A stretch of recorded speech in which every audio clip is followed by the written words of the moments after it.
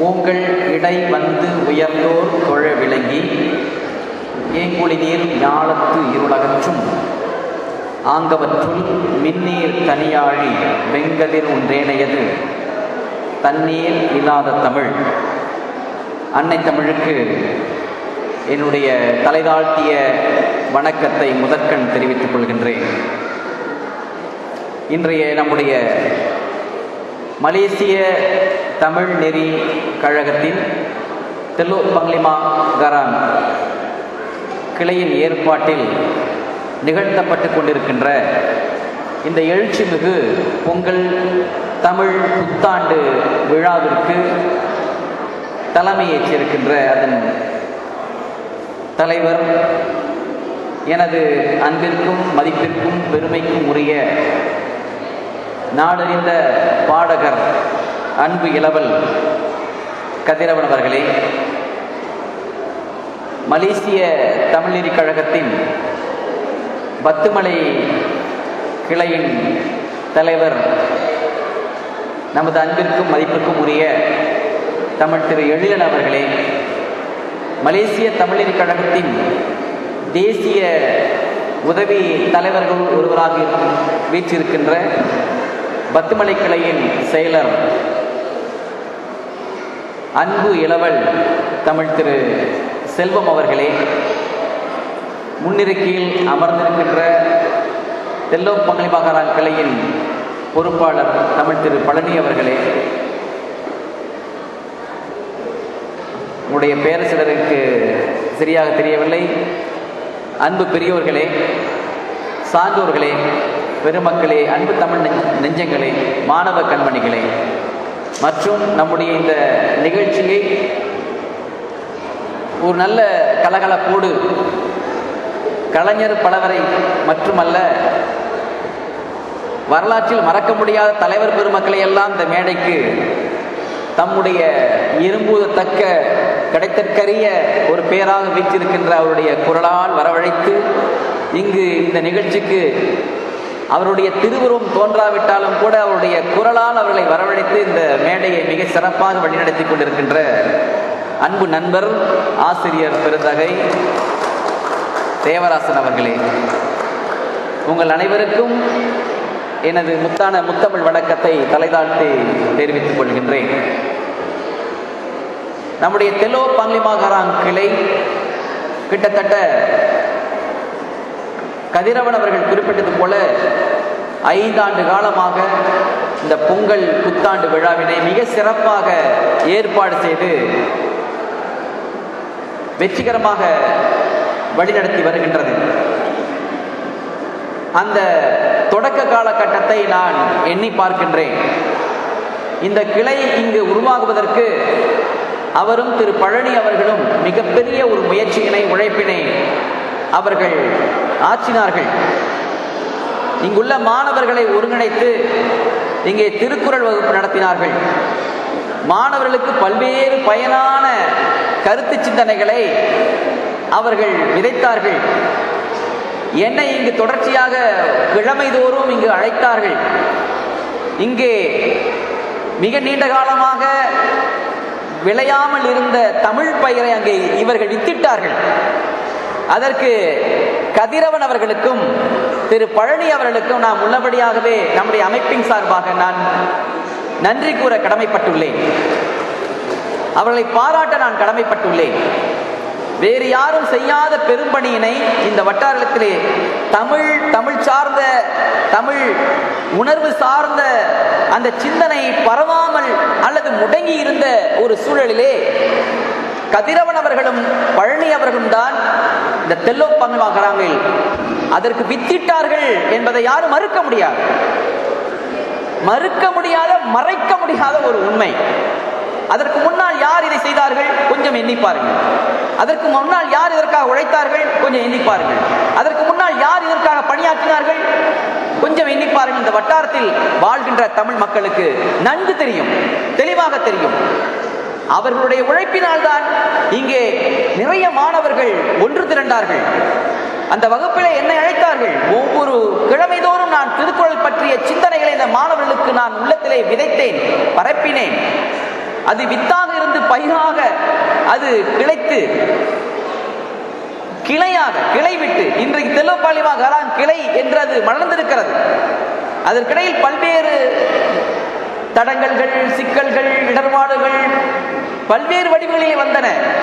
ஆனால் அந்த நிலையிலும் கூட கதிரவன் அவர்கள் உறுதி தளராமல் நம்முடைய அந்த கொண்ட நோக்கத்திலிருந்து இம்மியளவும் அவர் தளர்ந்து விடாமல், விசகி விடாமல், மாறாமல், எந்த சூழ்நிலையிலும் இந்த பயிரை நான் வளர்த்தெடுப்பேன், இந்த மரத்தை நான் பாதுகாப்பேன், இந்த தமிழ் பயிரை இந்த தெல்லோபாலிமா கராங்கில் நான் உருவாக்குவேன் என்று உறுதி தளராமல் அதன் ஒருபடியாக, அதன் ஒரு வளர்ச்சியாக இந்த தமிழ் பொங்கல், தமிழ் புத்தாண்டு விழாவினை ஒவ்வொரு ஆண்டும் தொடர்ச்சியாக அவர் நடத்தி வருகின்றார். இது 5வது ஆண்டு அவர் நடத்துகின்றார். அவருடைய அந்த பிள்ளைகளை, அந்த குடும்பம் உள்ளபடியாகவே ஒரு தமிழ் குடும்பம். தமிழ் குடும்பத்திலும் தமிழை இயல் இசை நாடகம் என்று பிரிப்பார்கள் முத்தமிழாக. அந்த இயல் இசை நாடகத்தில் இசை தமிழ் மிக சிறப்புக்குரியது. அந்த குடும்பம் ஒரு இசை குடும்பம். அவரும் சரி, அவருடைய மகன் முகிலனும் சரி, மற்றும் அவருடைய குழந்தை, அவருடைய மகள், அன்பு மகள் அஞ்சலி, இன்றைக்கு நம்முடைய அனைவருடைய முயற்சியாலும் அவருடைய மிகப்பெரிய ஒரு வேணவாவிலும் இன்றைக்கு தமிழ்நாட்டிலே அண்ணாமலை சிதம்பரத்தில் அமைந்திருக்கின்ற வரலாற்று சிறப்புமிக்க அண்ணாமலை பல்கலைக்கழகத்தில் அவருடைய மகளார் தமிழிசை படிப்பதற்கு சென்றிருக்கிறார்கள். இது மிகப்பெரிய ஒரு வளர்ச்சியாக, வெற்றியாக நான் கருதுகின்றேன். அதுவும் இந்த நாட்டின் வரலாற்றிலேயே, அதுவும் தமிழக வரலாற்றிலும் கூட ஒரு பெண் இந்த அகவையிலே வாய்ப்பாட்டு என்ற நிலைக்கு அப்பால் பெருவங்கியம் என்று நம்முடைய தமிழிசை மரபிலே சொல்லப்படக்கூடிய நாயனம், நாதசுரத்தை பயிர சென்றிருக்கிறார்கள். அஞ்சலி அவர்கள் திரும்பி வந்தால் இந்த நாட்டின் வரலாற்றிலேயே முதன்முறையாக ஒரு பெண் பிள்ளை நாயனம் வாசிக்கக்கூடிய வரலாறு இந்த நாட்டிலே பதிப்பிக்கப்படும். இதுதான் உண்மை. அவங்க வந்தாங்கன்னா அவங்களோடு சேர்ந்து இன்னொரு மாணவியை சென்றிருக்கிறாங்க, பெண் குழந்தை, பெண் பிள்ளை தமிழ் வாசிப்பதற்கு. நம்ம இடத்துல அனுமதிக்க மாட்டாங்க, பெண்களை புறக்கணித்தே வைத்தாங்க. அது என்ன பெண் பிள்ளை தமிழ் வாசிக்கிறது, அது என்ன பெண் பிள்ளை நாயனம் வாசிக்கிறது, இதெல்லாம் ஆண்களுக்கு மட்டுமே உரித்தானது என்று பெண்களை ஒரு பக்கம் புறக்கணித்த ஒரு ஆணாதிக்க குமுகாயமாக நம் இனம் இருந்தது. ஆனாலும் இன்றைக்கு அந்த நிலை மாறி அந்த ஒரு அடிமைத்தனத்தை அல்லது அந்த ஒரு அடக்கத்தை உடைத்தெறிந்து இவர்கள் தமிழிசை பணி ஆற்றுவதற்கான காலம் மிக நெருங்கி கொண்டிருக்கிறது. அந்த வகையிலே கதிரவன் அவர்கள், பேரே கதிரவன், அவருக்கு இயல்பாக அவன் தந்தையார் வைத்த பெயர். இந்த வட்டாரத்திலே இருக்கின்ற குழந்தைகள் எல்லாம் நம்முடைய தேவராசன் மேடையிலே அந்த குழந்தைகளை அழைத்து அவருடைய பெயரை கண்டு மிகவும் வியந்து போற்றினார். அந்த குழந்தைகளுக்கு மட்டுமல்ல, திருக்குறள் வகுப்பில் கலந்து கொள்கின்ற அத்தனை குழந்தைகளுக்கும் நாம் அங்கே அந்த குழந்தைகளுக்கு முதலில் செய்கின்ற ஒரு பெரும்பணி, அந்த குழந்தைகளாகவே விரும்பி கேட்கின்ற வகையிலே அந்த குழந்தைகளின் பெயரை தமிழில் மாற்றினோம், தூய தமிழில் மாற்றினோம். அப்படி குழந்தைகள் சிலர் இங்கு வந்திருக்கலாம், அந்த திருக்குறள் வகுப்பில் கலந்து கொண்ட பிள்ளைகள் இங்கே இருக்கலாம், நல்ல தமிழ் பெயர் சூட்ட பெற்ற குழந்தைகள். அதை நாம் முன்னிறுத்தினோம்.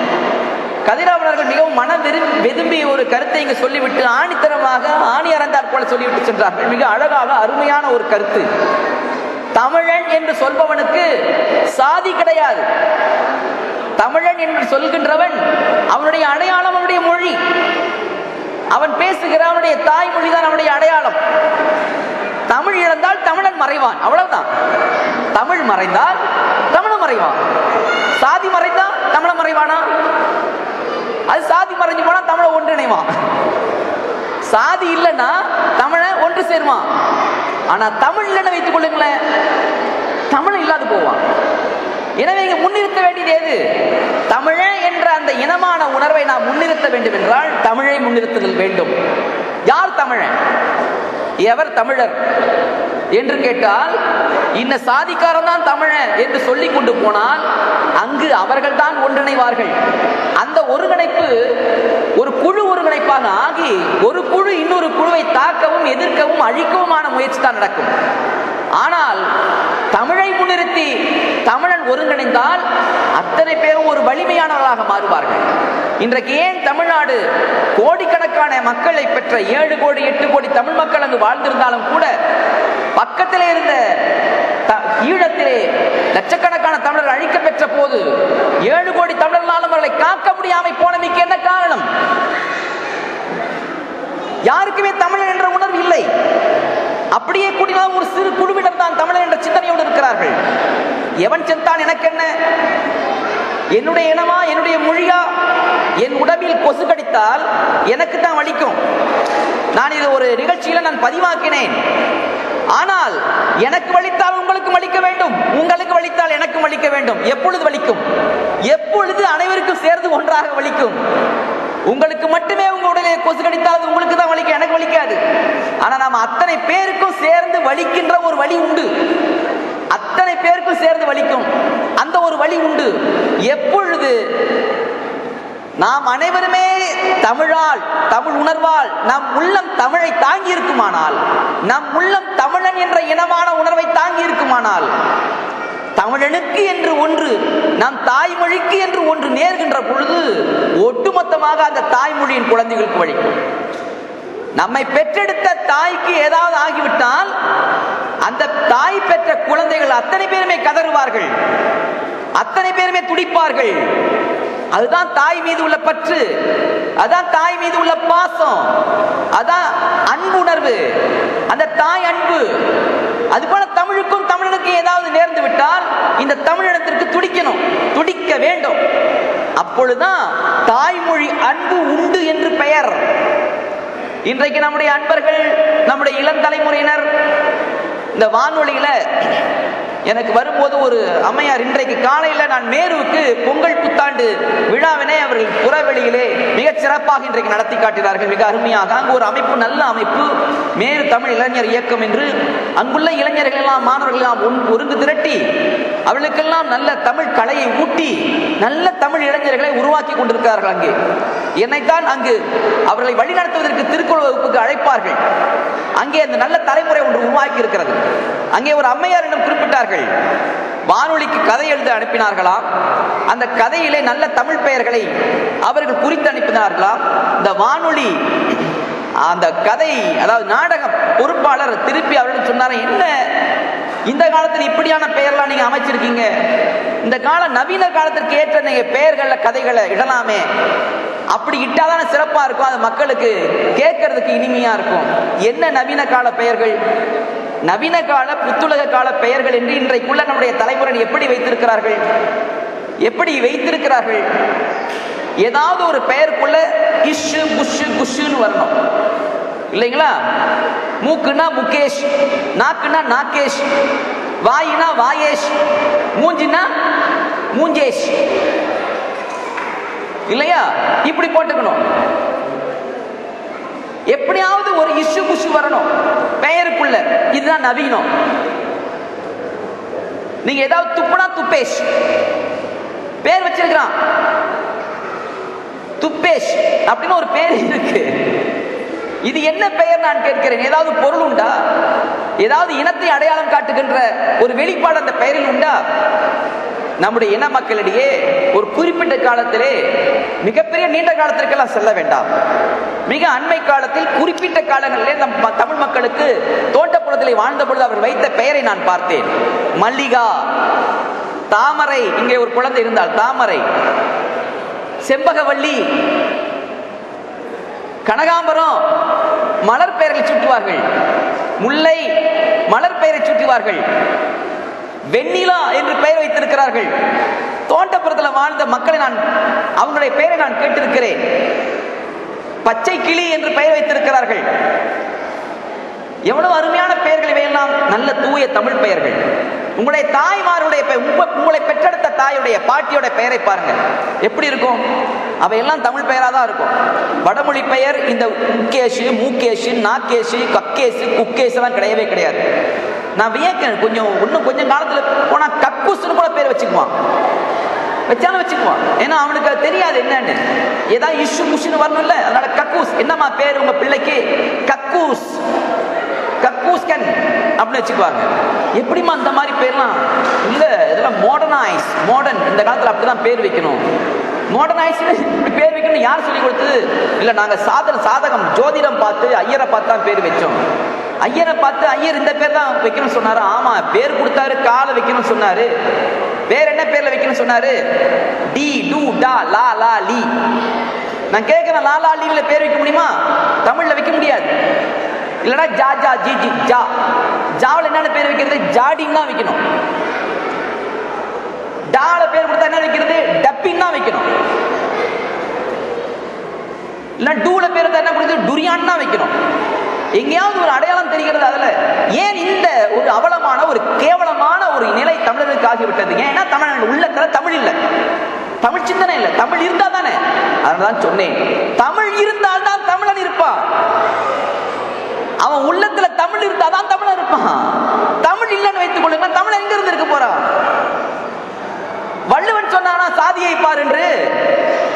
திருக்குறளை வள்ளுவன் சொன்னானா? எங்கேயாவது சொல்லி இருக்கானா? கிடையவே கிடையாது. வள்ளுவன் சொன்னானா இந்த மாதிரி அயல் பெயரெல்லாம் நீ சமஸ்கிருதமயப்பட்டு ஆங்கிலக்காரன் காலில் போய் மண்டியிட்டு நீ வணங்கி அடிமையாகி காலில் விழுந்து அவன் மொழியை ஏற்றுக்கொள் என்று வள்ளுவன் என்ன ஆங்கிலத்தில் எழுதினான்? அல்லது வள்ளுவன் அந்த காலத்திலே பரவி கொண்டிருந்த வடமொழியில எழுதினான்? கிடையவே கிடையாது. கோயில்ல போனா தமிழ் கிடையாது. நம்முடைய திருமணங்களிலே தமிழ் இல்லை, தமிழ்ல ஓதுறது இல்லை. ஏன் இந்த அவல நிலை? அப்பா தமிழன், அம்மா தமிழச்சி, பிள்ளை ரெண்டும் தமிழர்கள், வந்திருக்கிற மக்களும் தமிழர்கள் தான். ஏன் திருமணங்கள்ல தமிழ்ல ஓதப்படுறது இல்லை? கொஞ்சம் எண்ணி பார்க்கணும், கொஞ்சம் சிந்திக்கணும். நம்ம மொழியை நாமே புறக்கணிச்சிருக்கிறோமே. நம்ம தாய்மொழிய முதல்ல நம்ம வீட்டிலேயே நம்ம தூக்கி எறிஞ்சிட்டோமே. கோயில்ல சாமி கிட்ட கடவுள் வழிபாடு செய்யும் போது தமிழ்ல இல்ல, முருகனை தமிழ் கடவுள்னு சொல்றாங்க. இன்றைக்கு என்ன வானொலியில அஸ்ட்ரோல அழைத்து வருகின்ற திங்கட்கிழமை தைப்பூசத்துக்காக நாங்கள் திருமுருகாற்றுப்படை என்ற சங்க இலக்கிய நூலை பற்றி நாங்கள் ஆராயவிருக்கின்றோம். ஐயா, நீங்கள் கண்டிப்பாக வர வேண்டும் என்று கேட்டுக்கொண்டார்கள். திருமுருகாற்றுப்படை அன்னைக்கு உள்ள பேர் பாருங்க. சங்க இலக்கியத்தில் அதுக்கு பேர் திருமுருகாற்றுப்படை. திருமுருகன் தான் பேரு. சங்கத்தில் சுப்பிரமணியெல்லாம் பேர் கிடையாது. அந்த காலத்துல சுப்பிரமணியனே பேர் கிடையாது. சுப்பிரமணியெல்லாம் பின்னால வந்து இணைத்துக் கொண்ட பெயர்கள். அப்ப முருகன் தான் பேரு. அழகா வச்சிருக்கான முருகனுக்கு முகேஷ் நான் பேர் வச்சிருக்கான். எங்கேயாவது சாமி பேர் அப்படி இருக்கா பாருங்க. ஆறுமுகம் அப்படித்தானே இருக்கு. அறுபடை வீடு கண்ட திருமுருகன் கடவுள் பேர் தான் தமிழ் பேரா தான் இருக்கு. மாரியம்மா தமிழ் பேர் தானே. மாரி பேர் மாரியேஷ் வச்சிருக்கு. மார்க்காஷ் வச்சிருக்கா. எங்கேயாவது வச்சிருக்க சாமிக்கு பேரை பாருங்க, தமிழ் பேர் தானே. சிவன் தமிழ் பேர் தானே. சிவாசன் இருக்கா இல்ல ஸ்ரீவாசன் இருக்கா? ஏன் கேட்கல போயிட்டு சாமி கிட்ட, சாமியே ஏன் நீ மாடர்னைஸ் ஆகல? சாமி கிட்ட போய் கேட்க வேண்டியதானே, நீ ஏன் மாடர்னைஸ் ஆகல? நீ அப்படியே இருக்கிறாயே, அப்படியே இருக்கிறாயே. கோயிலுக்கு போறாங்க, சரி. இன்னைக்கு தமிழ்நாட்டில் கோயிலுக்கு போகிற பொழுது என்ன சட்டம்? பிற உடைகள் அணிஞ்சிட்டு போக கூடாது அப்படின்னு ஒரு வழிமுறை கொண்டு வந்தா பெரிய எதிர்ப்பு. நேற்றுலாம் பார்த்த பொங்கல் வச்சாங்க சில வீடுகள்ல. பொங்கல் தமிழ் பண்பாடு, தமிழருடைய விழா. இந்த தமிழ் பெண்கள் என்னம்மா இது? தமிழ் பண்பாட்டை காக்க வேண்டிய மிகப்பெரிய பொறுப்பு இந்த பெண்கள் கிட்ட உண்டு. நாம தான் பண்பாட்டை காக்கணும். நாமே அதை செய்யலன்னா வேற யாரும் நம்ம தலைமுறை, அடுத்த கட்ட தலைமுறை எப்படி இந்த காக்க போகுது? நமக்கு பின்னால பிறந்த பிள்ளைங்க எப்படி வந்து காக்கும்? பொங்கல் வைக்கிறாங்க பஞ்சாபி உடை அணிஞ்சுக்கிட்டு. கொஞ்சமாவது கொஞ்சம் எண்ணி பார்க்க வேண்டாமா? ஏன்னா அந்த ஒரு நேரத்தில் கூட நம்ம புடை அணிவை கூடாது. ஒரு நேரத்தில் நம்ம பண்பாட்டை காலங்காலமா கட்டி காக்க வந்த பண்பாடு, எத்தனையோ வரலாற்று ஆயிரம் ஆண்டுகளாக கொண்டாடப்பட்ட விழா தமிழர் பண்பாடு, தமிழுடைய அடையாளத்தை உணர்த்துகின்ற விழா. அந்த நேரத்தில் கூட புடவை அணிஞ்சு கொண்டு அந்த விழா, அந்த பொங்கல் வைக்கிறதுக்கு மாறாக பஞ்சாப் உடை அணிஞ்சுக்கிட்டு, இன்னும் கொஞ்ச நாள் போனா ஜீன்ஸ் கட்டி வச்சிருவாங்க. அது இருக்கு. பிள்ளைங்களை பக்கத்துல ஜீன்ஸ் தான் கட்டிக்கிட்டு அணிஞ்சுக்கிட்டு இருக்காங்க. இப்ப என்ன நாகரிகம் இது? என்ன நாகரிகம் இது? என்ன உணர்வு? இதுல இருந்து எப்ப நம்ம மாற போறோம்? நம்ம நல்ல வளர்ச்சி நோக்கி போயிட்டு இருக்குமா? நம்ம தாழ்ச்சி நோக்கி போயிட்டு இருக்குமா? நம்ம இனத்தை வெளிப்படுத்திட்டு இருக்குமா? நம்ம இனத்தை அழிச்சுக்கிட்டு இருக்கிறோமா? நம்ம பண்பாட்டை அழிச்சுக்கிட்டு இருக்கோமா? இதை எண்ணி பார்க்கணும், இதை உணர்ந்து பார்க்கணும். இது யாரையுமே நான் சாடுவதற்காக சொல்லவில்லை, இந்த இடத்துல அவர் சாடுவதற்காக சொல்லவில்லை, உணர்த்துவதற்காக தான் சொல்கிறேன். அந்த வானொலியில அந்த அம்மையார் கேட்கிற கேட்கிறாங்க, நவீன பெயர் வைக்க வேண்டிய புதிய பெயர் வைங்களேன் அப்படின்னு சொல்லி. அது என்ன புதிய பெயர்? இப்படி வைத்தால் என்ன அடையாளம் இருக்குமா? அதனால உங்களை வந்திருக்கின்ற பெருமக்களுக்கு, புதியவர்களுக்கு நான் அன்போடு தாழ்மையோடு கேட்டுக்கொள்கின்றேன். வருகின்ற பிள்ளைங்கள்லாம் மனசுல நிற்கணும். மனசுல நான் தமிழன்னு சொல்லணும், என் தாய்மொழி தமிழ்னு சொல்லணும். உங்க என்னன்னு கேட்டா தமிழன்னு சொல்லணும். உங்க பேர்கள்ல தமிழ் பேர் இல்லையா? தமிழ் பேர் தான் நான் ஆராய்ச்சி பண்ணி பார்க்கணும். பெற்றவங்களாம் சிந்திச்சு பார்க்கணும். இனிமேல் ஐயர்கிட்ட போய் பேரை கேட்கறத விட்டு நல்ல தமிழ் கற்றவன்கிட்ட போய் பேர் கேளுங்க. ஏன்னா அவங்களுக்கு தான் தமிழ் தெரியும். நீங்க கொஞ்சம் ஐயர்லாம் ஆராய்ச்சி பண்ணி பாருங்க. அவர் என்ன படிச்சிருக்காருன்னு கேளுங்க. அவர் என்ன தமிழ் புலவர்? அவரு தமிழ் படித்தவர் ஐயரு. ஐயரை கிண்டல் பண்ணுவதற்காக, தாக்குவதற்காக நான் சொல்லல. தமிழ் படிச்சவரா நான் கேட்கல. தமிழ் படிச்சவன் தமிழை பத்தி தெரியும். தமிழ் படிக்காதவனை போய் நீங்க தமிழை பத்தி கேட்டா அவனுக்கு என்ன தமிழை பத்தி சொல்ல தெரியும்? ஒண்ணுமே தெரியாது. இன்னைக்கு தமிழ் படிக்கிறதுக்கு நம்ம குழந்தைகள் தமிழ் பள்ளிக்கோ அல்லது இடைநிலை பள்ளிகளுக்கோ தமிழ் படிக்க போறதில்லை. சில இடைநிலை பள்ளிகள்ல தமிழ் வகுப்பு நடக்கிறது இல்லை. அந்த தலைமை ஆசிரியர்கள் தமிழ் வகுப்பு நடத்தாம தவிர்க்கிறாங்க. அதற்கு என்ன காரணம்னா பிள்ளைகளே போதல. ஆனா அந்த பள்ளிகளை போய் ஆய்வு செய்து பார்த்தா நிறைய தமிழ் பள்ளியில இருந்து வந்த பிள்ளைகள் இருக்கிறாங்க. தமிழ் பிள்ளைகள் நிறைய இருக்கிறாங்க. ஆசிரியர் வகுப்பு நடத்தினா அந்த வகுப்புக்கு இந்த பிள்ளைகள் போவதில்லை. பெற்றோர்கிட்ட கேட்டா என் பிள்ளை எஸ்பிஎம்ல தமிழ் எடுக்க வேண்டாங்க, எஸ்பிஎம்ல என் பிள்ளை தமிழ் படிக்க தேவையில்லைங்க. நான் கேட்கிறேன், பிள்ளைகள்லாம் எஸ்பிஎம் தமிழ் எடுக்கலன்னா எஸ்பிஎம் என்ற அந்த தேர்வில் தமிழ் என்ற ஒரு மொழி இனிமேல் வருவதற்கு வாய்ப்பு உண்டா? படிப்படியா போயிடும், அழியும். என்னை கேட்டால் நம் மொழியை, நம் பண்பாட்டை, நம் இனக்கூறுகளை அழிப்பது அயலவனை விட, அந்நியனை விட, வேறோ எவனோ வந்து நம் இனத்தை அழிப்பதை விட நாமே நம்முடைய அறியாமையால், நம்முடைய சிந்தனை, தவறான சிந்தனைகளால் நம்முடைய பண்பாட்டை, நம்முடைய மொழியை, நம்முடைய நாகரிகத்தை நாமே படிப்படியாக அழித்துக் கொண்டிருக்கிறோம். நாமே மாறிக்கொண்டிருக்கிறோம். வேறு எவரும் மாற்றுவதை விட நாமே அவர்கள் பின்னிய வலையில், கண்ணியில் சிக்கிக் கொண்டிருக்கிறோம், சிக்க போகிறோம் என்பதுதான் இன்று நடந்து கொண்டிருக்கிற இயல்பு நிலை. இதிலிருந்து நாம் மாறுதல் வேண்டும், நாம் தெளிவுறுதல் வேண்டும், நாம் தமிழர் என்ற சிந்தனைக்கு நாம் வருதல் வேண்டும். இங்கு கதிரவன் என்கின்ற அந்த கதிர் இந்த ஒளியை ஏற்றிருக்கிறது. எந்த ஒளியை ஏற்றிருக்கிறது? தமிழ் என்கின்ற ஒளியை ஏற்றிருக்கிறது. தமிழ் ஒளி, தமிழ் ஒளி என்கிற தமிழ் மொழி அது சுடர்விட்டு இங்கு எரிய தொடங்கி இருக்கிறது. அது சுடர்விட்டு எரியும். தமிழ் மொழி என்பது கதிரவனுக்கு நிகரானது, சூரியனுக்கு நிகரானது. நான் முத சொன்ன பாட்டுல நான் சொன்னேன். அந்த பாட்டுல தமிழ் மொழி சூரியன் போன்றது என்று சொல்கிறார். இந்த தமிழ் மொழி அழியாது என்று நம்முடைய பண்டை புலவர்கள் ஏற்கனவே சொல்லிட்டாங்க, அழியாது. ஏன்னா தமிழ் மொழி கடவுளுக்கு நிகரான்னு சொல்லியிருக்கிறாங்க. கடவுள் போன்றது தமிழ் மொழி, ஆனா அது அழியாது. எனவே யார் நினைத்தால் அது அழியும்.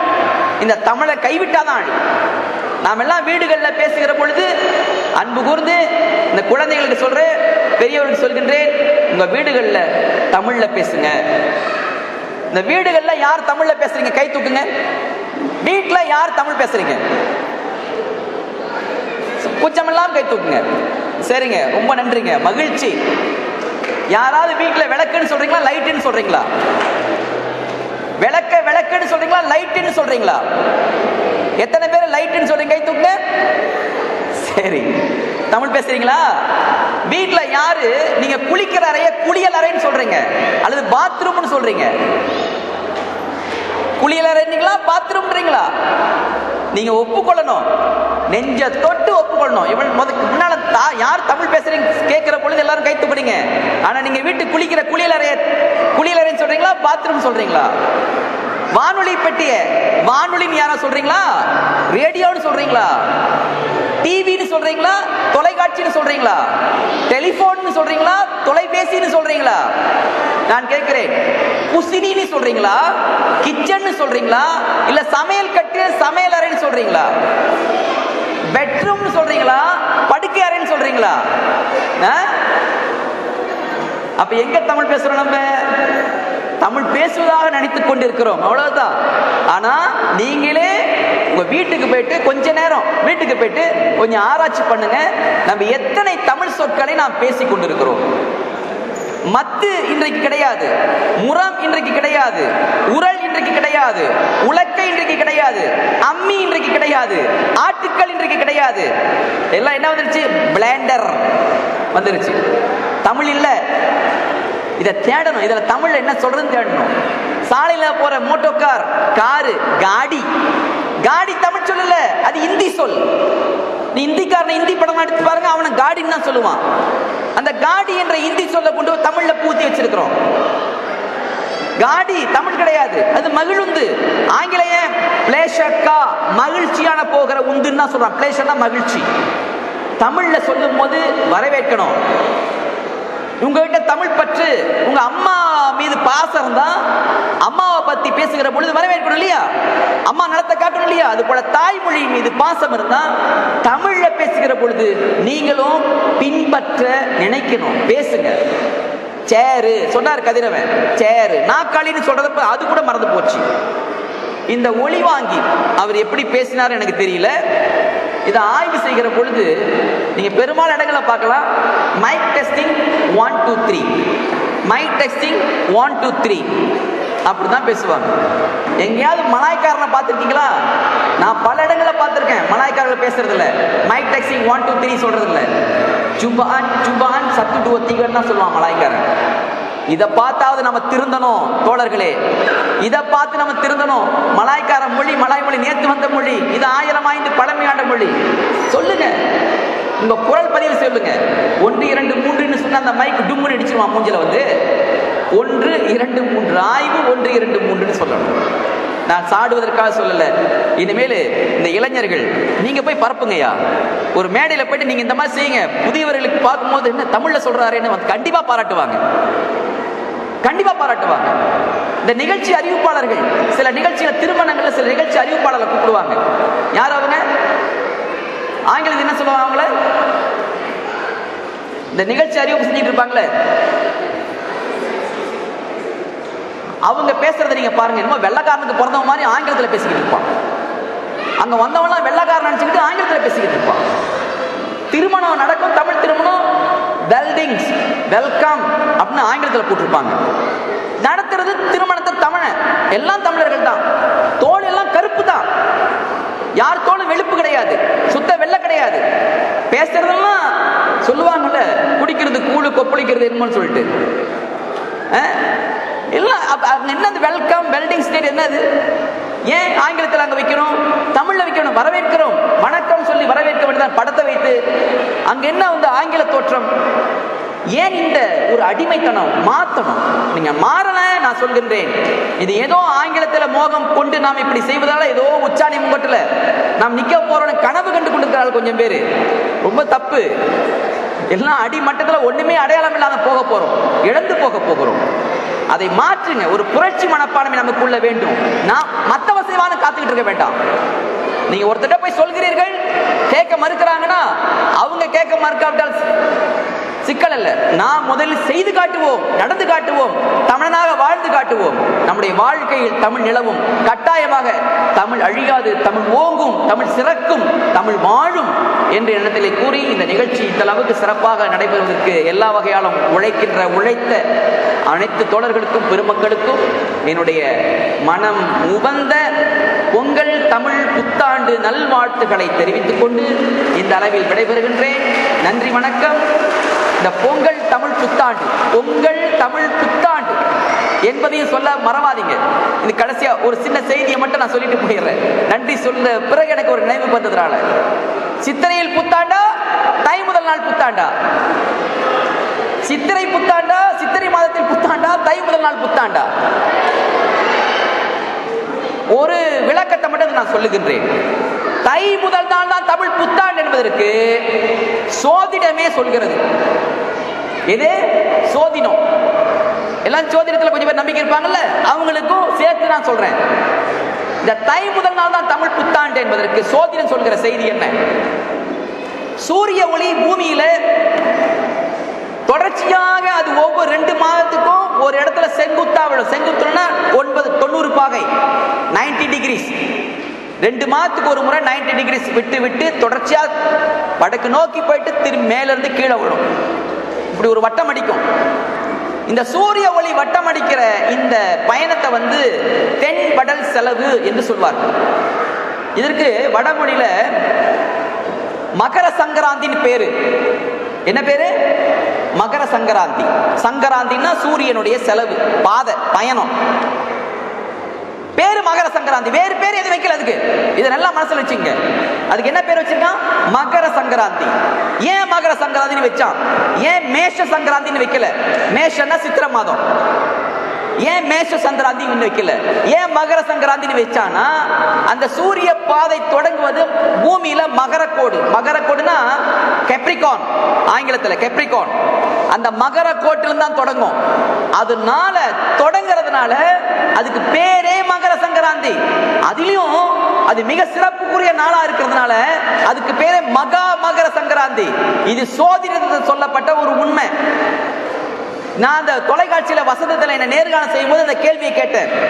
ஏன் மகர சங்கராந்தி என்று சொல்கிறார்கள், கொஞ்சம் சிந்தித்து பாருங்கள், இதற்கு விடை சொல்லுங்கள் என்று கேட்டேன். விடை என்ன? சூரியனுடைய பாதை தொடங்குகிற பாதை இந்த மகரக்கோடு. மகரக்கோடு எங்கே இருக்கிறது? எந்த மாதத்தில் தொடங்கும்? தை மாதம் 1 தான் அது தொடங்கும். அதுதான் உண்மை.